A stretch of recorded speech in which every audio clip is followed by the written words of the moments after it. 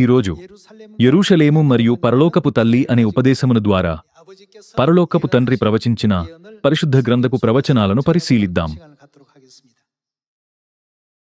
తండ్రి వాక్యములలో ఆయన స్వయంగా వ్రాసిన భాగము ఉన్నది. మీ అందరికీ దాని గురించి తెలుసునని నేను నమ్ముచున్నాను. ఎలీషా ఏలియాను వెంబడించెను. యెహోషువ మోషేను వెంబడించెను. పేతురు యేసును వెంబడించెను. నేను వెంబడిస్తాను అని తండ్రి ఎవరిని వెంబడించనని సెలవిచ్చారు? నేను తల్లిని వెంబడిస్తాను అని తండ్రి తన ప్రవచనంలో ఈ ప్రకటనను ఎందుకు మిగిల్చారు? ఇది చాలా ముఖ్యమైనది. సీయోను పిల్లలందరూ తండ్రి యొక్క మాదిరిని వెంబడించి పరలోకపు తల్లి చేత ఇవ్వబడిన బోధనలు మరియు ఆజ్ఞలన్నిటినీ పాటించినప్పుడు సువార్త సమరయ మరియు భూదిగంతముల వరకు వేగంగా వ్యాపించడమే కాక ప్రపంచం నలుమూలల నుండి తప్పిపోయిన మన సోదర సోదరీలు తండ్రి తల్లి యొక్క స్వరాన్ని కూడా విని సీయోనుకు తిరిగి వస్తారు. అంతిమంగా దేవుడు ఆజ్ఞాపించిన సువార్త యొక్క గొప్ప కార్యము ఈ భూమిపై పూర్తవుతుంది.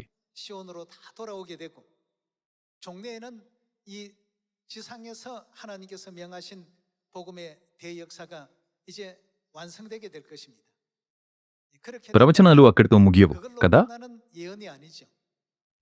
దేవుడు మనకు ఏ ఇతర ప్రవచనాలను ఇచ్చారు? నా బల్లె యొద్ద అన్నపానములు పుచ్చుకొని, ఇవి 2000 సంవత్సరాల క్రితం ఇవ్వబడిన వాక్యములు. అంతేకాదు, దేవుడు మనకు మరణము ఇక లేని ప్రపంచాన్ని అనుగ్రహించునని ప్రకటన గ్రంథం సాక్ష్యమిస్తుంది. దేవుడు సీయోను పిల్లలకు వేదన, శ్రమలు లేనిదియు శశముగ నిత్య మహిమతో నిండియుండు కృపగల లోకమును అనుగ్రహించునని ప్రవచింపబడెను.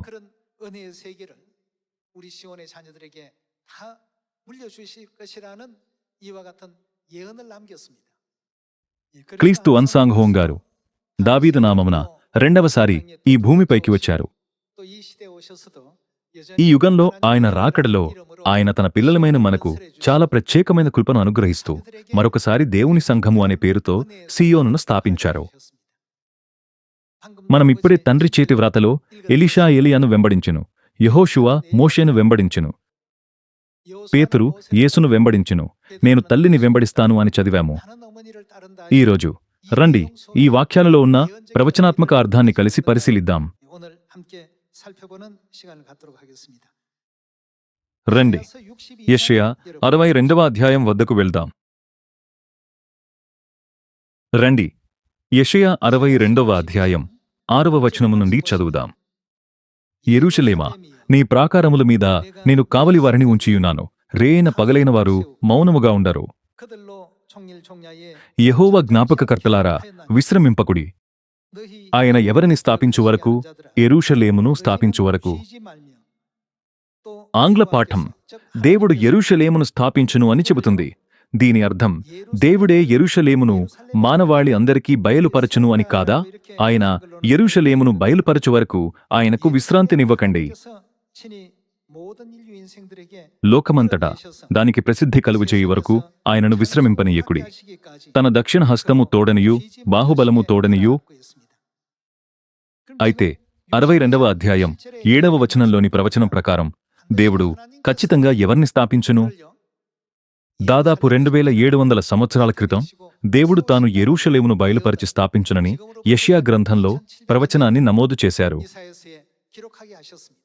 యెషయా ప్రవక్త యొక్క సాక్ష్యము ప్రకారం యెరూషలేమును స్థాపించువారు ఎవరు? దీనిని చేయువారు దేవుడని ఆయన మనకు సాక్ష్యమిస్తున్నారు. రండి గలతీయులు 4వ అధ్యాయం ద్వారా ఈ యెరూషలేము యొక్క గుర్తింపును నిర్ధారించుకుందాం. గలతీయులు 4వ అధ్యాయం 26వ వచనము. అయితే పైనున్న యెరూషలేము స్వతంత్రముగా ఉన్నది, అది మనకు తల్లి.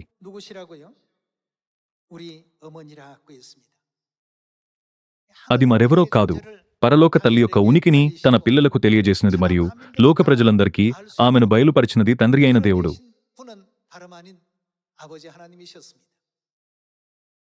ప్రవచించబడినట్లుగానే ఈ యుగంలో తండ్రి అయిన దేవుడు ఈ భూమిపైకి వచ్చి లోక ప్రజలందరికీ పరలోక తల్లి యెరూషలేమును బయలుపరిచారు. ఫలితంగా సియోనులో ఏ ప్రవచనాత్మక సంఘటనలు జరుగునో ఇప్పుడు యెషయా 60వ అధ్యాయం ద్వారా నిర్ధారించుకుందాం. 벌어지게 되는지 그 광경을 이사야 60장을 통해서 확인해 보도록 하겠습니다. 자, యెషయా 60వ అధ్యాయం యెరూషలేము పొందుకోబోయే భవిష్యత్తు మహిమ గురించి పాడుచున్నది. 노래하는 యెషయా 60వ అధ్యాయం 1వ వచనము. 60장 1절입니다. నీకు వెలుగు వచ్చియున్నది, లెమ్ము, తేజరిల్లుము, యెహోవా మహిమ నీ మీద ఉదయించెను. చూడుము, భూమిని చీకటి కమ్ముచున్నది, కటిక చీకటి జనములను కమ్ముచున్నది. ఈ లోక ప్రజలందర్నీ, ప్రతి నివాసిని కటిక చీకటి కమ్మివేస్తుందని ఇది సెలవిస్తుంది. భూమిని చీకటి కమ్ముచున్నది, కటిక చీకటి జనములను కమ్ముచున్నది అనే ఈ ప్రవచనం కాంతి లేని సమయం వస్తుందని అర్థం.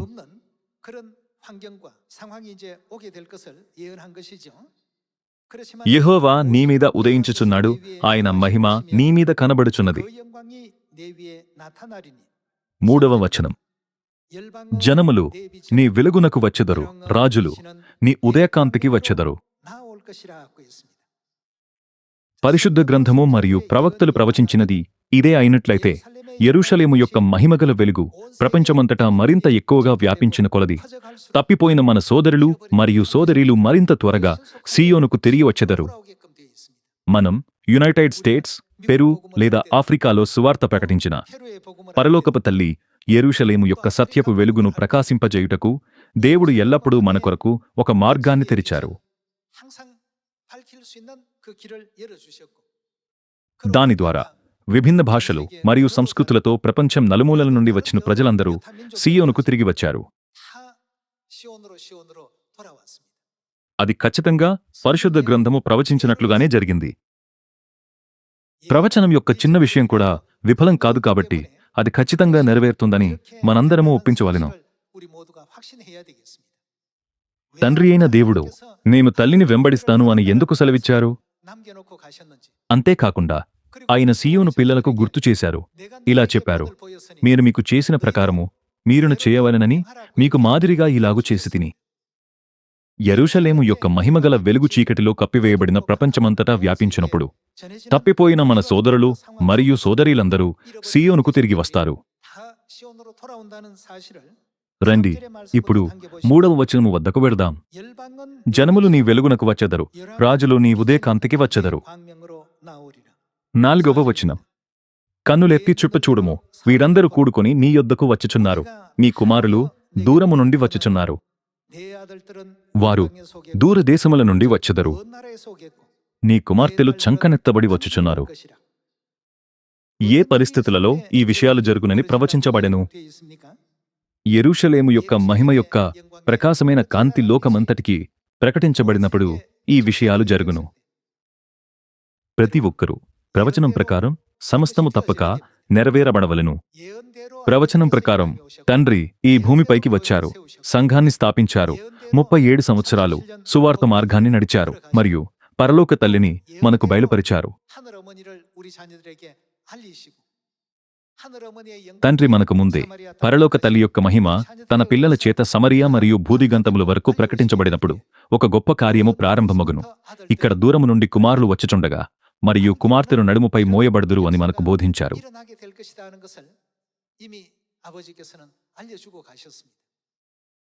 తండ్రి ఈ భూమిపై ఉన్నప్పుడు 13 సంఘాలు మాత్రమే ఉన్న దేవుని సంఘము ఈనాడు 7,800 సంఘాలకు పైగా ఎదగటం వెనుక ఎవరున్నారు? ఏ ఒక్క పాస్టోరల్ సిబ్బంది యొక్క గొప్ప సామర్థ్యం వల్ల అనేక సంఘాలు స్థాపించబడిను? ఒక ప్రత్యేకమైన నాయకుని యొక్క అత్యుత్తమ నాయకత్వం వల్ల ఈ గొప్ప కార్యము జరిగినని మీరు నమ్ముచున్నారా?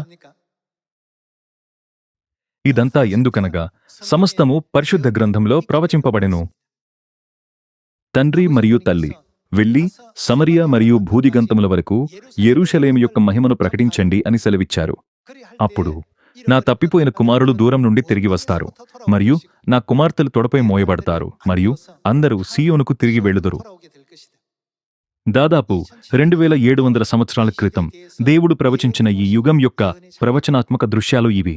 ప్రవచనాలు వ్రాయబడినట్లుగానే నెరవేరినందున మన తండ్రి మరియు తల్లి యొక్క మహిమకరమైన వార్త ఇప్పుడు ఆసియా, ఆఫ్రికా, ఓషియానియా, ఐరోపా, ఉత్తర అమెరికా మరియు దక్షిణ అమెరికా అంతటా విస్తరిస్తున్నది. ప్రతి ఖండంలో మరియు లెక్కలేనన్ని దేశాలలో ఈ ఆశీర్వాదకరమైన వార్తను విన్న ప్రజలు మారుమనస్సు పొంది నిరంతరంగా సీయోనుకు తిరిగి వెళుచున్నారు. 시온으로 돌아오는 이 발걸음을 멈추지 않고 있습니다. దీనంతటికీ కారణమేమిటి? 무엇 때문입니까? అది ఎందుకనగా ప్రవచనము. రండి ప్రవచనం ప్రకారం సమస్తము నెరవేరబడునని మరొకసారి గుర్తించుకుందాం. రండి దీనిని 4వ వచనంలో నిర్ధారించుకుందాం. కన్నులెత్తి చుట్ట చూడుము, వీరందరూ కూడుకొని నీ యొద్దకు వచ్చుచున్నారు. మీ కుమారులు దూరము నుండి వచ్చుచున్నారు, మీ కుమార్తెలు చంకనెత్తబడి వచ్చుచున్నారు. నీవు చూచి ప్రకాశింతువు, నీ గుండె కొట్టుకొనుచు ఉప్పొంగును. సముద్ర వ్యాపారము నీ వైపు త్రిప్పబడును, జనముల ఐశ్వర్యము నీ యొద్దకు వచ్చును. కుమారులు మరియు కుమార్తెలు వచ్చినట్లుగా వర్ణించే దృశ్యాన్ని చూద్దాం. రండి 8వ వచనము చూద్దాం. మేఘము వలెను ఎగయు గువ్వల వలెను గూళ్లకు ఎగసివచ్చు వీరెవరు? వీరెవరు సుదూర దేశాల నుండి ఎగిరి వస్తున్నారు? రండి 11వ వచనము చూద్దాం. నీ యొద్దకు జనముల భాగ్యము తేబడునట్లు వారి రాజులు జయోత్సవముతో రప్పింపబడునట్లు నీ ద్వారములు రాత్రింబగళ్ళు వేయబడక నిత్యము తెరువబడియుండును.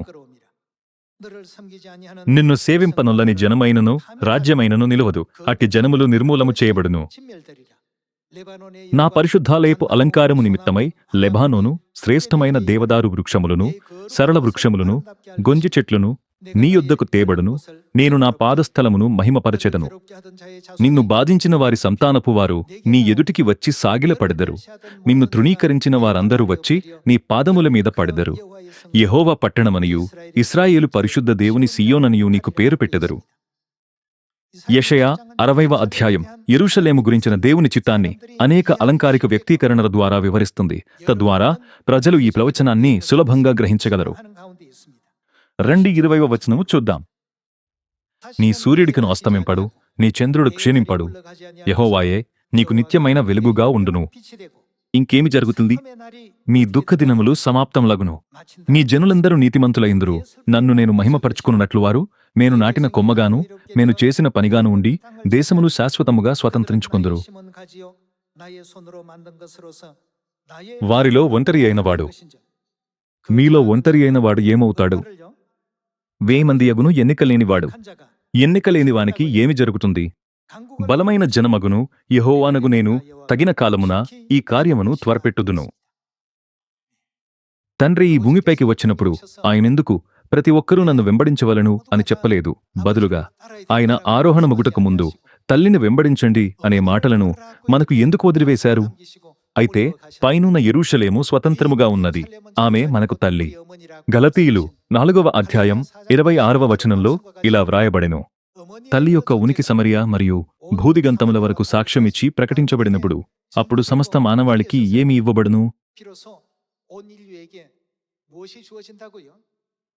దేవుడు వాగ్దానం చేసిన నిత్య జీవము ఇవ్వబడును.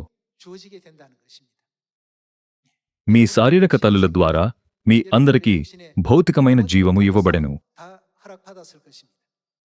అదేవిధంగా మన నిత్య పరలోక తల్లి లేకుండా మనకు నిత్య జీవము ఇవ్వబడనేరదు.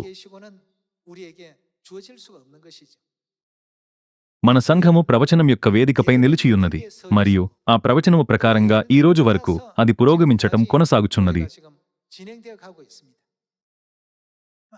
మిగిలిన ప్రవచనాలు విప్పబడటం కొనసాగుతుండగా ఈ యెరూషలేము మన పరలోక తల్లి యొక్క సువార్త సమరియా అంతటా మరియు భూదిగంతముల వరకు ప్రకటించబడినప్పుడు నశించిన మన సోదర సోదరీలందరూ ఒకరి తరువాత ఒకరు సత్యము వద్దకు తిరిగి వస్తారు.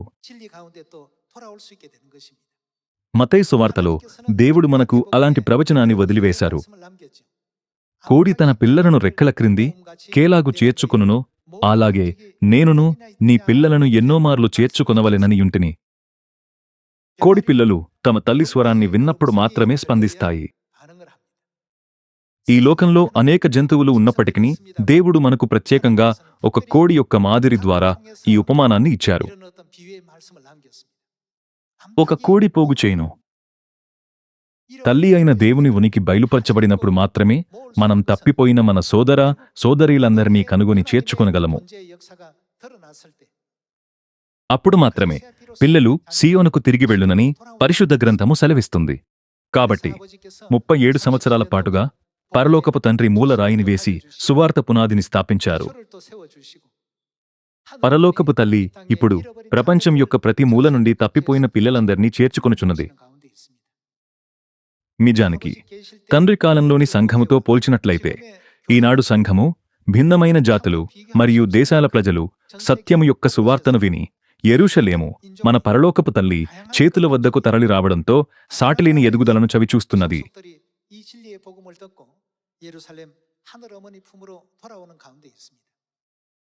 이런 ప్రతి ఒక్కరూ ఈ దేశాలలో మనం చేసే కార్యములలో మనకు చాలా నైపుణ్యం ఉన్నందువల్ల ఇదంతా జరుగుతోందని మీరు అనుకుంటున్నారా?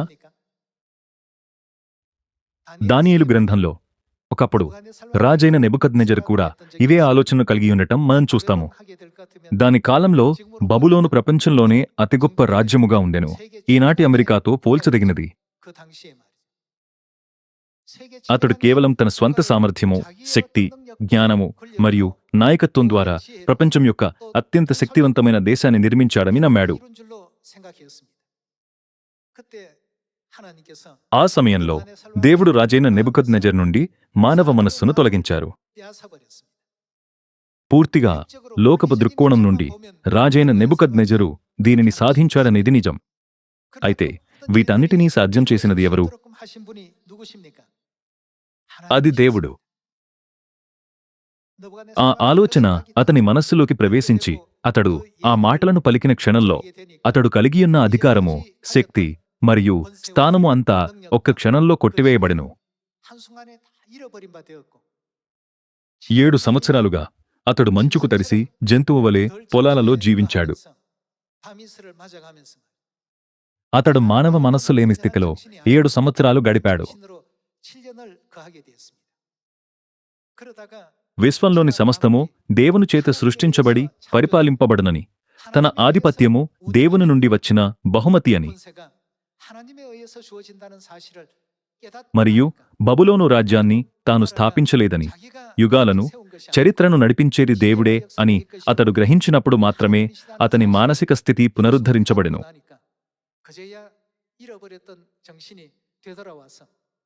అతని రాజ్యము మరియు సింహాసనము కూడా పునరుద్ధరించబడెను. ఇది దానియేలు గ్రంథంలో నమోదు చేయబడింది. ప్రతి ఒక్కరూ మనం చేసే ప్రతి పనిలో మన కొరకు మార్గాన్ని తండ్రి మరియు తల్లియే తెరిచియున్నారు. 1000 సంవత్సరాల క్రితం మన కొరకు తండ్రి మరియు తల్లి సిద్ధపరిచిన కార్యమును మనమిప్పుడు చేయుచున్నాము. కాబట్టి ఇది ఏమాత్రం విఫలం కావడానికి ఉద్దేశించబడిన సువార్త కాదు. అది ఖచ్చితంగా నెరవేరబడును. ఎందుకు అలా ఉన్నది? ఈ సువార్తకు ఏమి జరుగునని పరిశుద్ధ గ్రంథపు ప్రవచనాలు చెబుతున్నాయి. అది ఖచ్చితంగా నెరవేరబడే సువార్తగా ప్రవచించబడెను. దేవుడు సువార్త సమరయ మరియు భూదిగంతముల వరకు ప్రకటించబడును మరియు అది లోక ప్రజలందరికీ తెలియజేయబడును అని సెలవిచ్చారు. కాబట్టి ఆ ప్రవచనమునకు అనుగుణంగా ఈనాడు సీయోను పిల్లలు ప్రవచనం యొక్క బూరధ్వనితో అడుగులు వేస్తున్నారు. ప్రపంచమంతటా సువార్త ప్రకటించే పనిలో మనమందరం మన హృదయాలను ఐక్యం చేయలేదా? మన సంఘము ప్రవచనం యొక్క వేదికపై నిలిచియున్నది మరియు సువార్త యొక్క కార్యము ప్రవచనం ప్రకారం జరుగుచున్నది. బుసాన్లోని సభ్యులు జపాన్లో విస్తృతంగా సువార్తను ప్రకటిస్తున్నారని మరియు వారు అనేక సంఘాలను స్థాపించారని నేను విన్నాను. లెక్కలేనన్ని భిన్నమైన దేవుళ్ళు ఆరాధించబడే దేశంలో ప్రజలు తండ్రి మరియు తల్లి యొక్క స్వరాన్ని విని సీయోనుకు తిరిగి రావటం నిజంగా ఒక అద్భుతమైన విషయము. జపాన్లో జనాభాలో కేవలం 1% మాత్రమే క్రైస్తవులు ఉన్నారని చెప్పబడిను. అది చాలా చిన్న సంఖ్య. అయినప్పటికీ మన సువార్త ఎక్కడ ప్రకటించబడుతుందో దేవుడు మార్గాన్ని తెరుస్తున్నారు. కొందరు వ్యక్తులు జపాన్లో సువార్త ప్రకటించడం అసాధ్యమని వాదిస్తారు. ఈ ప్రవచనం అసాధ్యమనే పదంలోని అకారాన్ని తొలగించి ఈ విషయాలన్నీ నిజంగా సాధ్యమేనని ప్రకటిస్తుంది. మనం ఎవరి గురించి ప్రకటించినప్పుడు సమస్తము సాధ్యమవుతుంది. మనం యెరూషలేము యొక్క వెలుగును ప్రకాశింపజేయనప్పుడు ప్రతి ఒక్కరూ తిరిగి వస్తారని పరిశుద్ధ గ్రంథం బోధిస్తున్నది. ఆ ప్రవచనమునకు అనుగుణంగా మనందరము సమరయ మరియు భూదిగంతముల వరకు సువార్తను ప్రకటిద్దాం. యెషయా 60లో ప్రవచింపబడినట్లుగా అల్పమైన వారు 1000 మందిగా మారెను మరియు చిన్నవారు బలమైన దేశంగా మారెను. ఈ సువార్త ఇప్పుడు ప్రపంచవ్యాప్తంగా 178 దేశాలకు ప్రకటించబడెను. ఎందుకనగా తండ్రి మరియు తల్లి ఈ సువార్తను ప్రతిచోటా విజయవంతం చేశారు. దేవుడు ఆకాశములను, భూమిని మరియు వాటిలోని సమస్త వస్తువులను సృష్టించారు. ఆయన సముద్రములలో చేపలను నివసించేలా చేసి, పర్వతాలపై ప్రతివిధమైన వృక్షాన్ని మరియు మొక్కలను వర్ధిల్లేలా చేశారు. పొలాల విషయంలో కూడా అలాగే ఉంటుంది. ప్రతి జాతి జంతువు నివసించుటకు దేవుడు పరిపూర్ణమైన పరిస్థితులను కూడా సృష్టించారు. ఆయన, నేను ఆకాశ పక్షులను మేపుతాను, పొలములోని గడ్డికిని, పువ్వులకును వస్త్రములు తొడిగిస్తాను, కాబట్టి చింతించవద్దు అని సెలవిచ్చారు.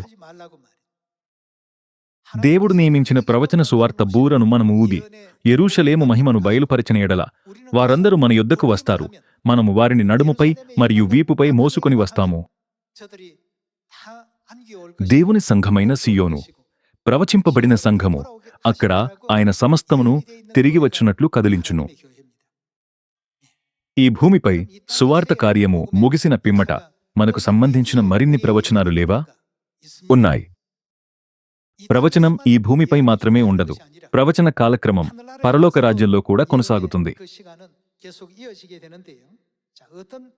ఈ ప్రవచనాలు ఏమిటో చూచుటకు రండి, ప్రకటన 21వ అధ్యాయం 1వ వచనమును పరిశీలిద్దాం. అంతటా నేను క్రొత్త ఆకాశమును క్రొత్త భూమిని చూచితిని. మొదటి ఆకాశమును మొదటి భూమియు గతించిపోయెను, సముద్రమును ఇకను లేదు.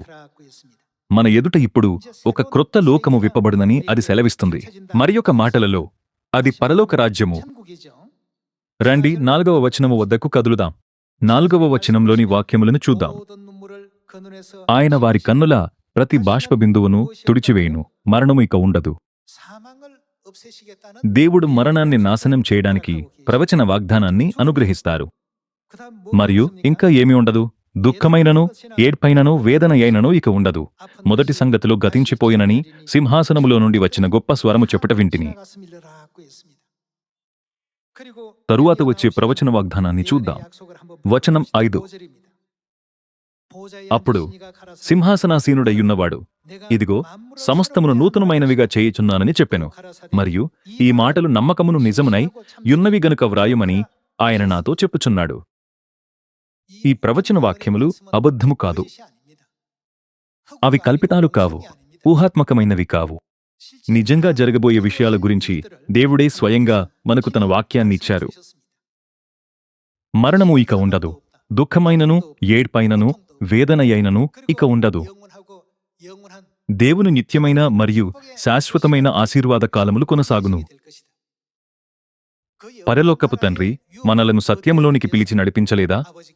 మనం ఆ నిత్యరాజ్యమును స్వతంత్రించుకొనున్నట్లు పరలోకపు తల్లి మనతో పాటు సత్యములో నివసించుచున్నారు కదా. ఈ విధంగా మన సంఘమే ప్రవచించబడిన సంఘము. అది మరణమైనను, దుఃఖమైనను, రోదనైనను, వేదనైనను ఇక ఉండని, కేవలం ఆశీర్వాదము మాత్రమే, నిత్య జీవము మాత్రమే, సంతోషము మాత్రమే, నిరీక్షణ మాత్రమే మరియు నిత్యమైన ఆనందము మాత్రమే ఉండునట్టి మహిమగల లోకమును పొందుకొనున్నట్లు ప్రవచింపబడిన సంఘము.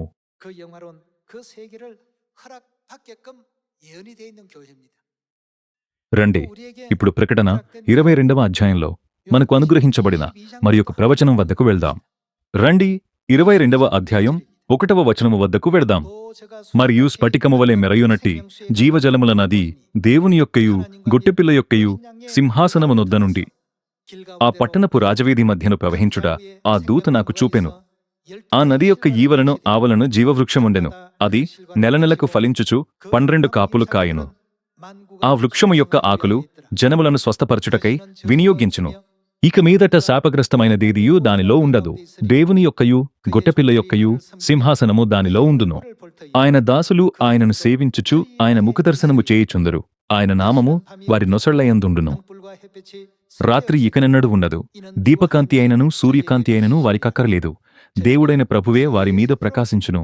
వారు ఏమి చేయుదురు? యుగయుగములు రాజ్యము చేయుదురు. మనం కోరుకున్నదంతా సాధించగలిగే మహిమగల సమయాన్ని దేవుడు మనకు వాగ్దానం చేశారు. 약속을 해놓으셨습니다. దేవుడు అపొస్తలుడైన యోహానుకు ఈ ప్రవచనాలను బయలుపరిచి ఏమి జరగబోవునో ఆయనకు చూపించి వాటిని ప్రకటన గ్రంథములో ఉంచారు. తద్వారా ఈ అంత్య దినములలో జీవిస్తున్న మనం వాటిని పొంది ప్రకటించగలము కదా. 요한계시록이라는 이 성경의 말씀을 담아놓으셨던 것 아니겠습니까? ఈ మహిమగల ప్రవచనం యొక్క మార్గాన్ని వెంబడిస్తూ మనం నూతన యెరూషలేము పరలోకపు తల్లి గురించి సాక్ష్యమిస్తున్నాము మరియు సమరియా మరియు భూదిగంతముల వరకు సువార్తను ప్రకటిస్తున్నాము. 전파하고 있는 가운데 있습니다. మనం వెళ్ళినట్లయితే దేవుడు సమస్తమును సాధ్యం చేయును. అనేక దేశాలు మన కొరకు వేచియున్నాయి. 걸음을 기다리고 있습니다. మనం ప్రవచనం యొక్క బూరధ్వని ప్రకారంగా మాత్రమే పనిచేయవలెను. అప్పుడు మన జీవితాలన్నిటిలో మనం లోనికి వచ్చినప్పుడు దీవించబడదము మరియు బయటకు వెళ్ళినప్పుడు దీవించబడదము. నీ గర్భఫలము, నీ భూఫలము, నీ పశువుల మందలు, నీ దుక్కిటెద్దులు, నీ గొట్టె మేకల మందలు దీవింపబడను. నీ గంపయు, పిండి పిసుకు, నీ తొట్టియు దీవింపబడను. మనం చేసే ప్రతి పనిలో దేవుడు మనలను దీవించునని వాగ్దానం చేశారు. ఇది దేవుడు ప్రవచించిన దేవుని సంఘం. తండ్రి మరియు తల్లి యొక్క స్వరాన్ని వినగానే మనం దేవుని సంఘములో ప్రవేశించాము. తండ్రి స్వరాన్ని వెంబడిస్తూ మనం ప్రవచనం యొక్క నెరవేర్పును చేరుకునే వరకు ఒక్క వ్యక్తి కూడా వెనుకబడిపోకుండా చూసుకుంటూ రండి, మనందరము పరలోక రాజ్యమునకు ప్రయాణిద్దాం. రండి, దానియేలు 7వ అధ్యాయం 17వ వచనము చూద్దాం.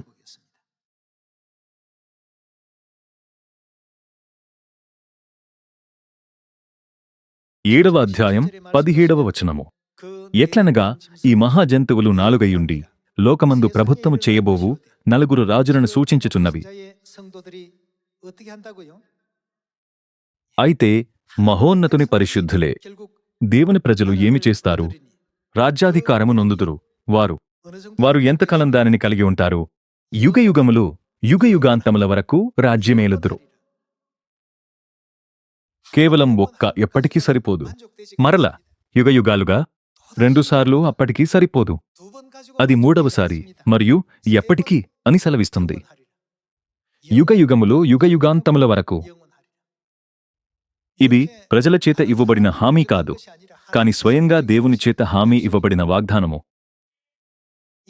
ఈ వాగ్దానమునకు అనుగుణంగా మీరు తండ్రి మరియు తల్లి యొక్క సత్యములో, ప్రేమలో సహవాసాన్ని పంచుకుంటూ యెరూషలేము యొక్క సత్యపు వెలుగును మరియు దాని మహిమను ప్రపంచవ్యాప్తంగా అనేక మందికి విస్తరింపజేయుదురుగాక. తద్వారా ఈ సంవత్సరం నిజంగా ఆశీర్వాదకరమైనదిగా ఉండునుగాక. మనం స్వతంత్రించుకొనబోయే రాజ్యము నిత్యమైన మరియు శాశ్వతమైన రాజ్యము. అది ఎప్పటికీ నాశనం చేయబడదు. అది కుళ్ళిపోని రాజ్యము, ఎండిపోని రాజ్యము. ఆ నిత్యలోకంలో మనం తండ్రి మరియు తల్లితో కలిసి ఉంటాము. ఈ రోజు బిగ్ డిప్పర్లో, రేపు ప్లీడీస్లో మరియు ఎల్లుండి ఓరియాన్లో. దయచేసి హృదయపూర్వకంగా ప్రార్థించండి. తద్వారా ప్రతిరోజు పరలోకపు విందును నిర్వహించడం త్వరగా నెరవేరబడవచ్చు. మీరందరూ విశ్వాసమందు దృఢంగా నిలిచి తండ్రి కొరకు వేచియుండాలని అడుగుచున్నాను. మీరు అధిక కృపను పొందారని ఆశిస్తూ ఈరోజు ఉపదేశాన్ని ముగించాలనుకుంటున్నాను. ధన్యవాదములు.